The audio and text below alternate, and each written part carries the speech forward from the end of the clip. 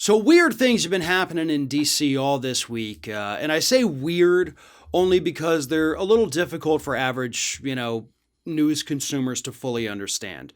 But basically, to kind of distill it down to its most basic things here, there's a battle over the debt ceiling. Democrats need the debt ceiling raised so that the government can continue to function and avoid a government shutdown and avoid defaulting on all the bills we have coming due. But Republicans, led by Mitch McConnell in the Senate, say, hell no, absolutely not, we're not going to raise the debt ceiling.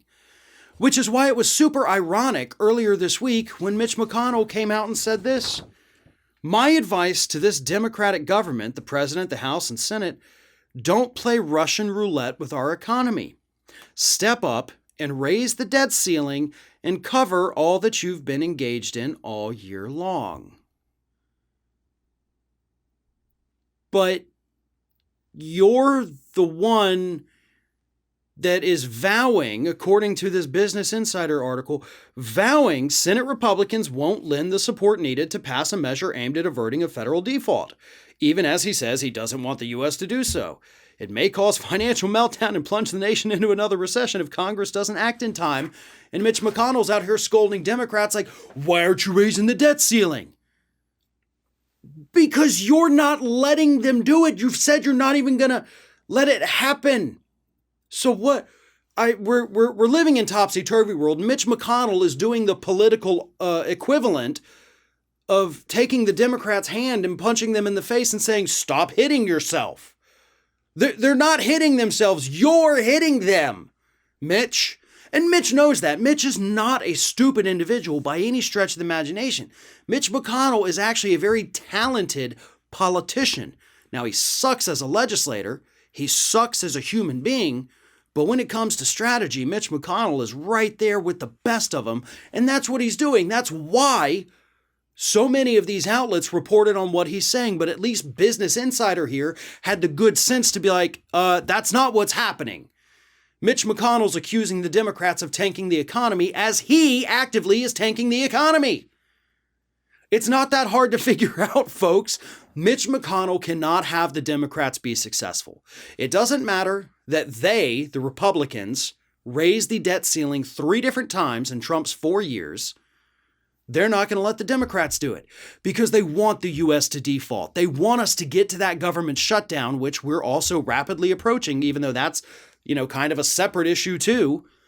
We also have all this other legislation, the Build Back Better Act. We have the bipartisan infrastructure bill. We have all of these things happening all at once, all of them essentially coming due within the next 2 or 3 weeks here.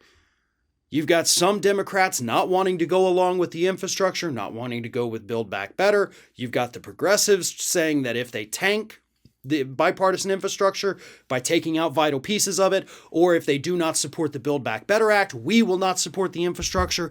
So folks, when I say that weird shit's been happening in DC all week, this is what I'm talking about. 4 major issues: government funding, debt ceiling, Build Back Better, infrastructure, all coming due within about 3 weeks because the Democrats impose their own deadline. And people like Sinema are saying, we're not going to support it if you can't get it done by the deadline. Everyone's playing politics. And in all 4 of these issues, you know who the biggest losers are? Us, the American public. We're the ones who ultimately get screwed.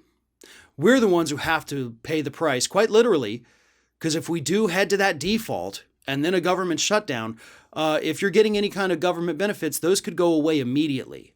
Immediately. If you work in a government job that's non-essential, you might either be without a job, you could be furloughed, or you could be forced to work without pay. We've seen it happen during past government shutdowns. We're about to get screwed big time, not just on those issues, but also in not getting the good things that are part of the Build Back Better Act and the infrastructure bill, all because everything is so damn partisan in DC these days that apparently nothing is even able to work anymore. Thanks for watching, and don't forget to like, comment, share, and most importantly, subscribe to our channel for fresh content 7 days a week.